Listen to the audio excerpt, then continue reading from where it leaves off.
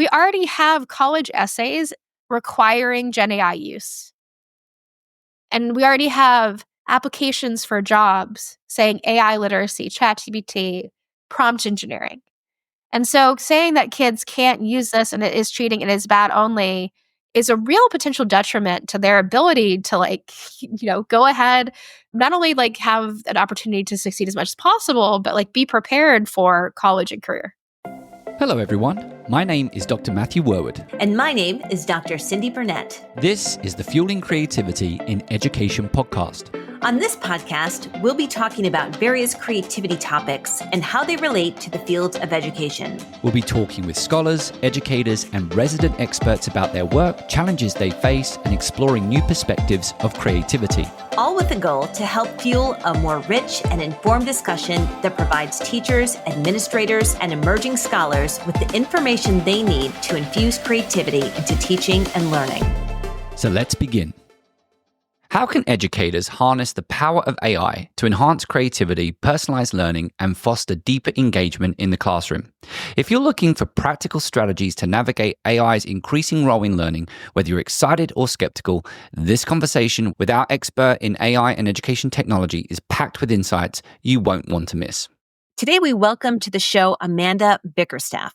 Amanda is the co-founder and CEO of AI for Education, a former high school biology teacher, and an EdTech executive with over 20 years of experience in the education sector. She's a leading voice in AI adoption for schools, working closely with educators to ensure its implementation is ethical, equitable, and creativity-driven. Through her workshops, consulting, and thought leadership, she's helping shape the future of AI in both K-12 and higher education. Welcome to the show, Amanda. Hi, everyone. So, Amanda, you have experience as both a high school biology teacher and an EdTech executive. How did those roles shape your perspective on AI in education? Well, I think that to understand any new kind of technological transformation within the context of a field, you have to have done it, right? And I think this is something that we've seen just in terms of technology and EdTech in general, that we know that those that are former educators tend to be better able to build systems for schools that actually tend to not only meet student needs, but also can be, implemented in meaningful ways. And so for me, teaching in the Bronx, I was, 22 years old coming out of, I've grown up in Georgia and I came to New York City because I wanted to help people and became a science teacher with I was a teaching fellow. So 6 weeks of learning a bit about teaching and doing some student teaching. And then all of a sudden, I'm the only young person teaching the only version of biology in the school. And, I learned an enormous amount about what school is and but also what school isn't. So the idea that as a teacher and as an educator, my locus of control was relatively small, especially in a complex environment like the Bronx. And so it really was something that I learned a ton about, the community aspect of schooling, the need for systems to work together that often do not, to support students in meaningful ways. And I also learned that, about myself that, while I didn't think at that point I really was, a teacher wasn't my end goal. I had known when I walked in, I know I wanted to be a teacher, but I also knew that I wanted to build systems and I wanted to have a bigger impact. So I think that having that experience and then really working in every field of education, I've done everything between, curriculum writing and grants and evaluation of programs to being an adjunct professor to starting to run ed tech companies, is that, I've seen so many different sides of the system, and also not just in the US, but also in Australia. I was in Melbourne running a company for 3 years. And I think that all of those experiences have really made me who I am today and made it possible for me even to think of AI for Education as a company, because it really wasn't designed to be a company. That's why it's called AI for Education, because it was just what kind of how can I start sharing best practices and resources?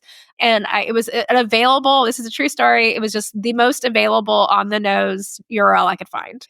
But what I was thinking is the first time I used ChatGPT, even though I hadn't written a rubric in 8 years, I knew immediately that a rubric was the right test. Like I didn't like wait, I didn't spend hours and hours and hours trying to figure out what could happen with, what the impact could be, but I found it on the first go because I was so familiar with the education ecosystem. And that's what really spurred it. I mean, I started a website and, we had a prompt library. So prompting is the way that you interact with generative AI chatbots and just put it into the world. And I think what was really fascinating is that I've seen other people through the last year and a half that have really like done some great stuff or tried to talk about AI in education. It's just so clear who has the experience to talk about it from like an actual lived experience way. And then those that are thinking, oh, here's a solution to a problem I don't understand.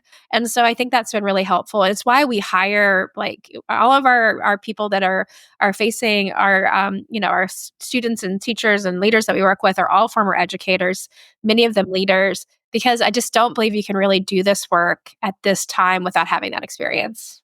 Totally agree. And, it's not just about understanding. I mean, many of our technologies aren't always designed for the classroom as well. I know you have the EdTech background, and so therefore you're constantly thinking about technologies and you're thinking about the classroom environment, but also our classrooms are influenced and impacted by technologies that aren't necessarily designed for the classroom as well. And so teachers have always been presented with this challenge of having to adapt to new technologies that is disrupting their environment. And those technologies might actually be technologies that students are interacting with a lot outside the classroom and aren't always necessarily being taught how to use inside the classroom.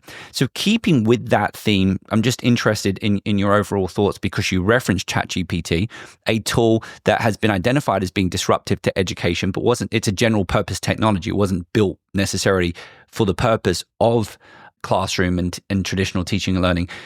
Do you have any thoughts about this potential disconnect as you're seeing students, because we're seeing mass adoption among teachers. They're not necessarily adopting it and using it in the same way. What's your initial thoughts about that potential disconnect, given I'm assuming you're there to actually bridge that gap that might be growing? Yeah, I mean, I think that we need to think about generative AI systems as something that's called an arrival technology, meaning that this is a technology that's arrived and it's something that's consumer facing. It's something that has very little time for us to kind of figure out how to adopt because it's already here. And so I would say that what's really interesting is that you look at other correlates, right? The internet, devices, laptops, social media.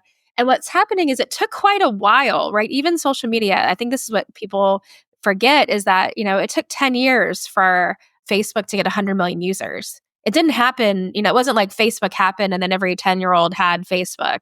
It was something where it really took quite a bit of time. And realistically, we should have had enough time to start recognizing the need for parental controls and support and intentional digital literacy for young people. But the difference of today is that 100 million users happened in 5 weeks for ChatGPT. This is by far the most disruptive technology in terms of the speed to which it has started to impact society of anything that's ever happened before. And so while you can look at, the only thing we don't want you to do is think, okay, devices, social media is the same thing as generative AI. What we need to think about generative AI is generative AI will run devices and social media. It's going to be underneath and incorporated. So it isn't something that is going to be separate, even though we have chatbots and, you might use Claude or ChatGPT or Gemini. And I think that this is where it really gets interesting because we're asking a lot of our teachers and our leaders and our students. I just want to say, we always talk about how we're asking a lot of teachers and students. We're also asking of leaders, but we're also asking a lot of students to also figure out what this thing is and how to use it responsibly. It's not like they go into every situation think, I'm going to cheat on this essay. You ask ChatGPT to help me with an essay, it'll usually write it for you without you having to ask because that's what it thinks helping. That's what its intentionality of how it's been designed. And so I think that what we have to recognize is that we're living through an inflection point. And it's something that's significant. It is not something that is going to, it's going to take a while, right? There's Amara's law, which is that we tend to overestimate the short-term impact and underestimate the long-term impact of technology. So I think that's still the case. So the hype cycles of it's going to help every kid right now or every teacher is going to save hours and hours of time has not been true. But also it's only been 2.5 years, right? And barely that. And so I think that what we have to recognize is that our system is not designed to be able to take an arrival technology of this speed and capacity and reorient to respond to it. We saw through COVID. I mean, I was stuck in Melbourne. Shout out to my Melbourne peeps that were stuck with me. And we saw, you saw that EdTech were just taking like courses and putting them on Zoom, and like kids, instead of desks and rows, they were in little boxes, hoping that you don't know they're in pajamas and playing games. But what we have here is like, we really are not, that our systems are so bureaucratic and like highly structured that we're finding that at this stage, there's a really big tension on like, will the system be able to move enough to be able to respond to the technology in meaningful ways, instead of what's happening now, which is this idea of like, okay, maybe AI literacy for teachers, cheating is bad. So, but really not having the opportunity to say, okay, our systems have to change in these ways to be able to ensure that students are able to like, not just succeed in the world that's coming, but also like just feel confident and comfortable going into that unknown. So Amanda, when schools come to you and say, we want to bring this into their school, or we want to start having conversations about this, what would you recommend to them? I think the most important thing is building AI literacy. So like we talked to, Matt talked about this idea of students like awareness, like digital native does not equal digital literate. Like it just doesn't. Like, I mean, just because kids grew up with like devices does not mean they're good at devices. Like they're good at using them in the sense of a lot of use, but they fall for internet scams more than people over 65. Like it's mental health and well-being has been, social isolation. So the idea that there's like, you can't just let this technology, like this idea that this technology will be pervasive and so people know how to use it. Because not only is that not the case, but also generative AI does not work like any technology that came before it. And without intentional AI literacy work that focuses on learning about the fundamentals, learning about how to, we call it the C framework, learn how to use it safely, ethically, and effectively. But you can't really learn about generative AI without using generative AI, especially in like when you get to developmentally appropriate ages with students. So what we suggest very strongly is that if you want to think about like becoming an AI ready school, you need to have a plan in place for AI literacy across your entire organization. And I mean that all the way down to your teachers' aides, students, community members. Often we start with like leaders to teachers and then to students. It's slow going, I will say. We would prefer to have it be something maybe we're learning together a little bit more, but because of the ethical kind of questions around it, we have to convince teachers and leaders first before they're really open to having these conversations with students. So I think that that's the most important thing. And then we also suggest having responsible guidelines. And I don't mean it needs to be a 25-page, piece. Like you can go to our website. We have a really nice decision tree. We've got a couple of examples of short policies, but something that gives some structure to what is appropriate. Because this kind of wild, wild west unknown is very hard for people to work within, because what's happening is kids are either A, hiding use, or B, avoiding use. And so what we see is that like it's causing this like friction, not just with teachers, but with students. And I'll give you an anecdote. We were doing a training on Friday with parents, and one of the parents said, my kid thinks it's cheating and refuses to even learn about it. He just won't even touch ChatGPT because he thinks it's cheating. And so like, while that you're like, oh, okay, maybe that kid's just being very responsible, we already have college essays requiring Gen AI use. And we already have applications for jobs saying AI literacy, ChatGPT, prompt engineering. And so saying that kids can't use this and it is cheating and it is bad only is a real potential detriment to their ability to like, go ahead, not only like have an opportunity to succeed as much as possible, but like be prepared for college and career. There's so many things I want to follow up and it's really hard. So I think I'll go with a nice, easy question. You referenced the word, you suggested age. With your expertise, and you said cognitive development, we have social media as 13, right, by default, but that's not associated with the appropriate age of cognitive development. But nevertheless, that's the age at which we let kids go on social media. What is your response in terms of what is the most appropriate age or grade to introduce this? And I'm going to throw in a little bit of my second question, given the fact that we don't actually know the impact of cognitive development as we begin to offload potentially certain aspects of the construction of knowledge, shall I say, to this platform. Well, it's a very prescient question considering we just had a little bit of a a win session in our Slack about a company selling ChatGPT courses for 4th to 8th graders. And so, we're highly not comfortable with releasing a bot to a young person under the age of 13. And the reason why we're right now cautious about the age, I think you're right, Matt, we don't know, but it at least is aligning with the terms of service of like ChatGPT, the new version of Gemini.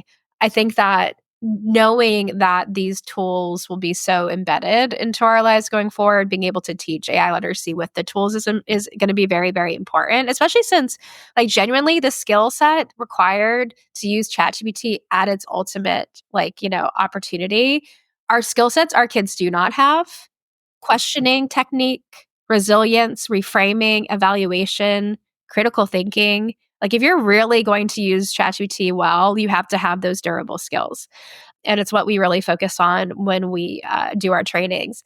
So I think that what we're hopeful for is that at least we're not waiting. So Instagram did not have a parental control until last year. Like, can we just say, like, a teen account? Like, they did for like that to me is like still one of the craziest things I've ever heard, right? But something like character AI, which is very popular with young people, there has been some issues around suicidal ideation and actual harm that has come from young people using these tools, have already responded by at least putting some protections in place.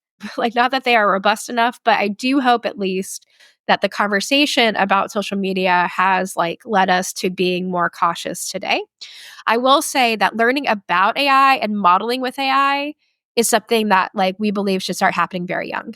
Like, especially since Alexa, Siri, teddy bears potentially will have AI systems within them that go beyond machine learning into generative. So to be able to know that this is not something real on their side, that it makes mistakes, it could have bias, that, forming relationships with that bot is going to be something that can be quite difficult because it isn't real, is going to be important. It's really interesting. So we do a lot of things, but one of the things that we've just launched is a train the trainer around generative AI literacy, because we want to help our organizations build capacity. And we're doing our module right now on student AI literacy. And we are kind of stumped and a little bit surprised at how little curricular material there is around safety with AI. So ethical and with more, because academic integrity, effectiveness, there's some prompt engineering, but actual safety, there's almost nothing. And so I think that this is a place in which we'd love to see more researchers. We'd love to see more people doing this work, building these supports. We will, I mean, it wasn't our plan, but we'll start building it because we see that there's a gap.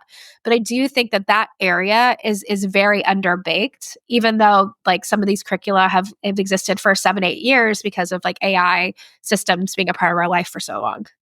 So, Amanda, one of the challenges that teachers often talk to me about is they're afraid of not being replaced, but that their role isn't going to be as prominent or it's going to be different. So, how do you see AI enhancing rather than replacing the role of educators in the classroom? And I think that the first thing is that, the human component of teaching and education is so much bigger. It's why we talk about the art versus the skill set of teaching. And the reason why is that it takes us years to get to a place where we can be proactive in emotionally tense situations and complex situations, as well as building our pedagogical content knowledge. And so I think that, like, being a teacher, it's really interesting. We worked with a group of kids. We asked the question, will teachers be replaced? And the response is teachers might be replaced because they're just giving us knowledge, but educators can't, because educators care about us.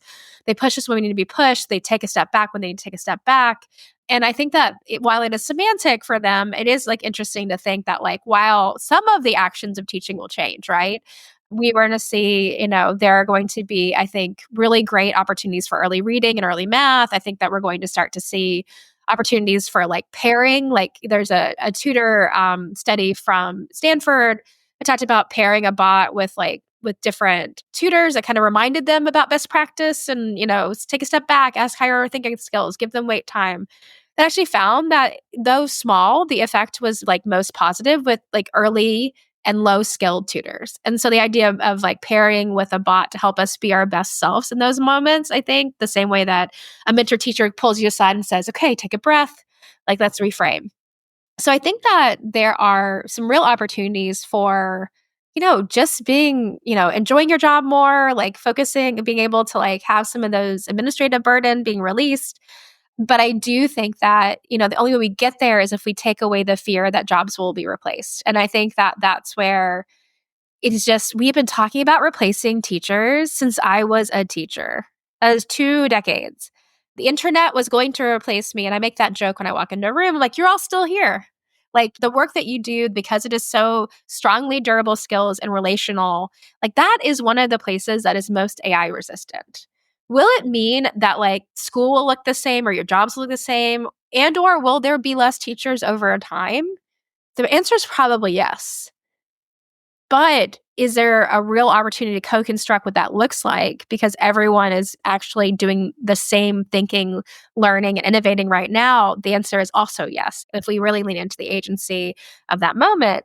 So, but I would just caution anyone, if you think that AI systems right now can come in and replace a teacher's work, like what's happening in some of, like you see it every once in a while, someone says an AI teacher or head teacher or this, you do not understand generative systems. They are just not reliable enough. They are not going to be pedagogical. Like there are like 9,000 things they are not.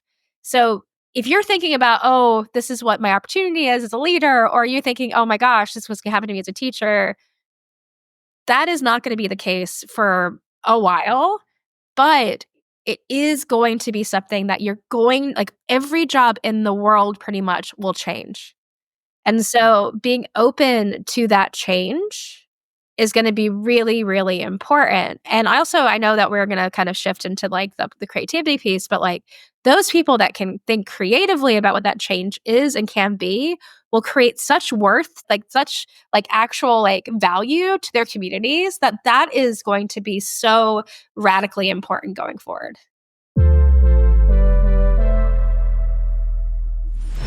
Do you want to bring more creative and critical thinking into your school? Look no further than our podcast sponsor, Curiosity to Create. Curiosity to Create is a nonprofit organization dedicated to engaging professional development for school districts and empowering educators through online courses and personal coaching. And if you're craving a community of creative educators who love new ideas, don't miss out on their Creative Thinking Network. Get access to monthly webinars, creative lesson plans, and a supportive community, all focused on fostering creativity in the classroom. To learn more, check out curiositytocreate.org or check out the links in the show notes for this episode. All right. So Amanda, you did mention creativity. So I want to talk about the relationship that you see between creativity and generative AI. So I think that, durable skills are going to be the most important thing. The World Economic Forum came out with their new jobs report, which is fascinating to read, and really leaning into the idea of these durable skills. So the 4 C's, it's so funny. Can we just pick one name? So critical skills, durable skills, skills of the future, 4 C's. Soft skills. 21st century skills. Yeah, there's like 9 of them. Let's just pick one. I'm writing a chapter at the moment, and I literally said, Matt, you're going to have to pick one. I had a whole paragraph of all the different names. I know. I like the idea of durable over soft because soft makes it seem like it's not important. Durable means it's going to last. Yep. And so I think that like creativity is one of those durable skills. And the idea that I'm going to take it from 2 places. There are people that have felt like their lack of like traditional creative ability, and I will talk about myself. I used to hate drawing on the board as a science teacher because I cannot draw and I have terrible handwriting and blah, blah, blah. But, at the same time, I can make a great, I know what design looks good. I can, especially when it comes to like a website or, something on those lines. So I have some of those things, but I was never able to access those. But the idea of being able to now access those through image generation and through like all these opportunities to be creative in ways in which I haven't been before is an unlocker for me. And so one of the things that we like to do, and if you're an educator out here and you want to think about, or a leader, one of the things we do is we'll give everyone an image generator. And what we say is like give them the same prompt. The prompt that we give them is, how are you feeling about generative AI after we did an hour and a half together? And it's the same prompt and it's the same image generator. And then we do a gallery walk. The only thing they have to do is pick one image. And it's only 15 minutes. And it is pretty wild just how different the approaches are. Some are existential, some are funny, some are hyper realistic. The curation of them, the like who picks what, and it's part of because these tools are probability machines, that they are random, they are designed to be essentially creative. You can start to do something really interesting because if I had asked people to draw that, like no way would they do that, right? Like some of the people that were like, I'm a great drawer would have been like, beautiful. And everyone else would have been like, oh, here are my stick figures and can we do something else? But the idea that everyone's into it, they're laughing, they're engaged, but also what we've done is we've taken something internal and made it external. Which think of how important that is around like metacognition, around actually like having like this ability to share how we're feeling. And that's with adults. And think about doing that with students and in safe and productive ways. So that's on one side. On the other side, your limit is your creativity right now. No one even knows how these tools work fully.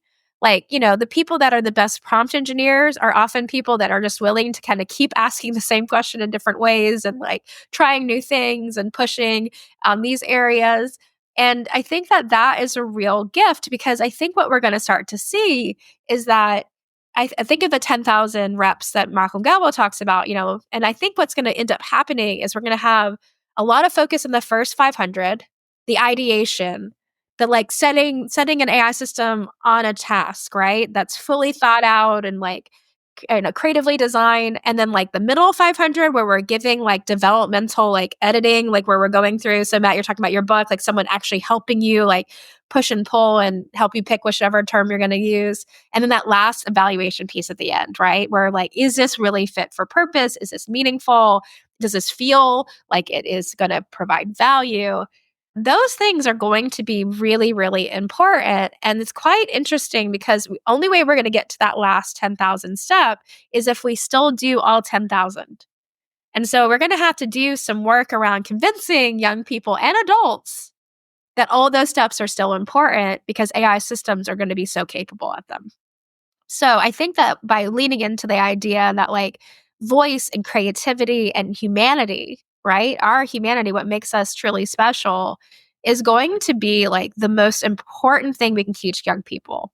And when we talked to, we had this really interesting last week. It's very funny. My first job after teaching was at a nonprofit that works with kids in the Bronx going into college, like to get them prepared for college.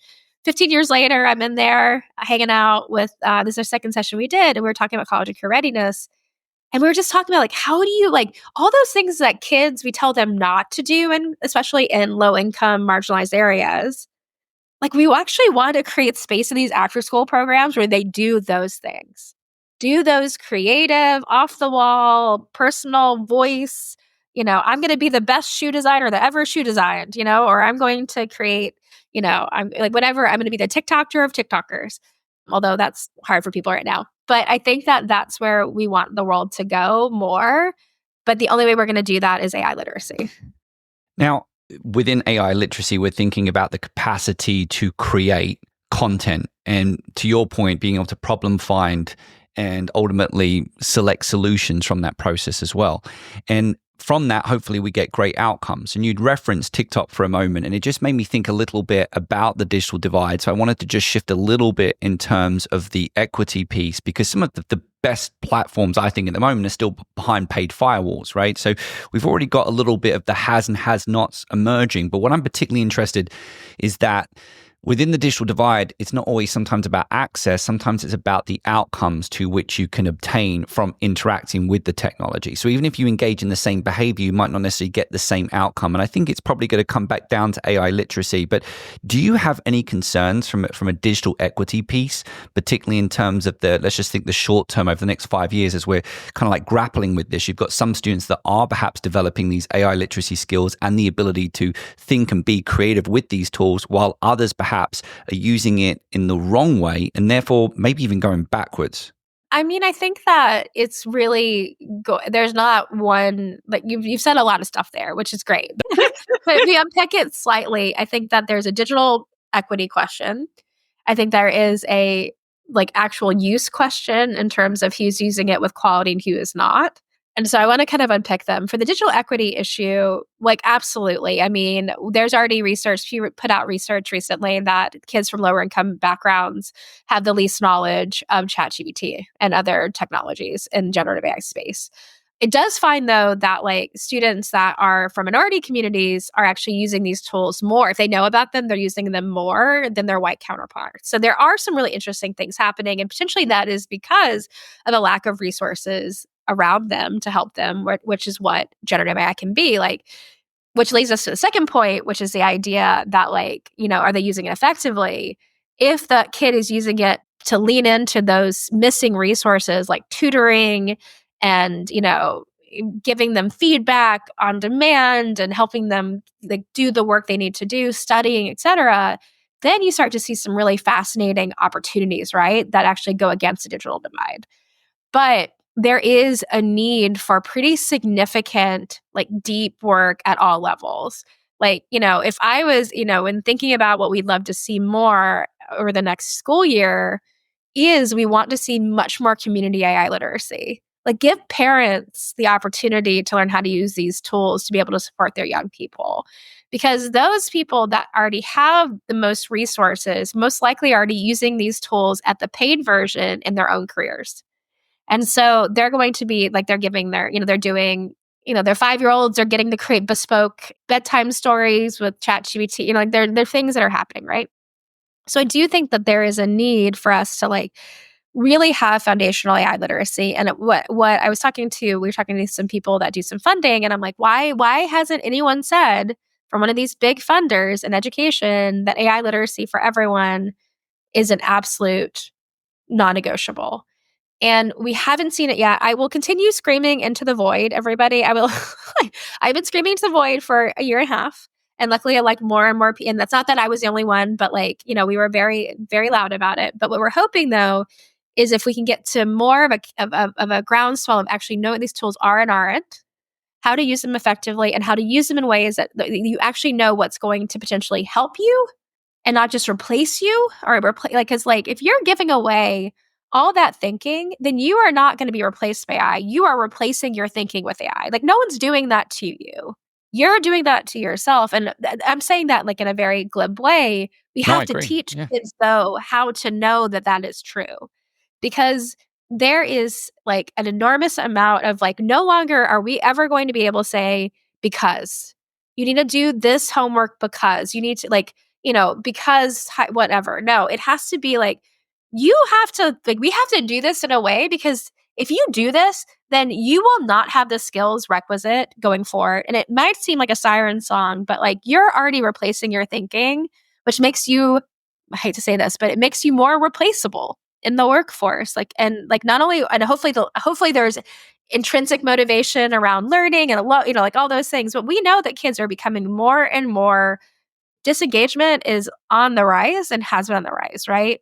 And so having like really real talk conversations, especially with our high school students about what is going to happen, I think is going to be really important. Also, I don't want anybody to be replaced. I'm just going to say that. Like, I don't want anyone to be replaced. All right, Amanda. Well, you've given me so much to think about today. Before we go, I would like to know from you, what was your most creative educational experience, either formal or informal? And why was it your most creative educational experience?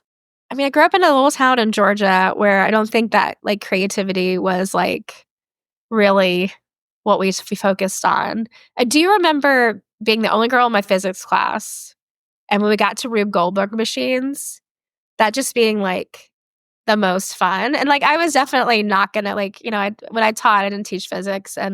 But I just remember like this opportunity to like really like get to think through these strategies and try things out. And I think one of the reasons why, and maybe this is kind of a funny thing, but we always do a think aloud in our trainings. That's like a egg drop challenge, like how to do that.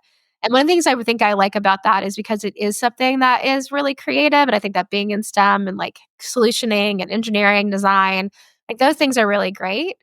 I don't know. I think that like I'm just gonna say straight up, like I was like a good student, but I was like not made for school. And so that might be a part of it too, where I was kind of just going through the motions and trying to like get to the next step. So maybe that was why I don't remember that many. Well, as we know, AI in education at the moment, and as we should expect it to be and continue to be, is a really big topic. So if you're listening to this episode and you think that there are appropriate groups or colleagues in your school that you should be sharing this episode with, perhaps to help them with best practices or potentially learn more about AI in education as a company that can assist you in your school, then we encourage you to share this episode and, of course, rate it on your favorite podcasting platform. My name is Dr. Matthew Worwood. And my name is Dr. Cyndi Burnett. You've been listening to the Fueling Creativity and Education podcast, hosted by Matthew Worwood and Cyndi Burnett. Our creative producer is Catherine Fu. Our editor is Sam Atkins. And this episode was made possible thanks to our sponsor, Curiosity to Create.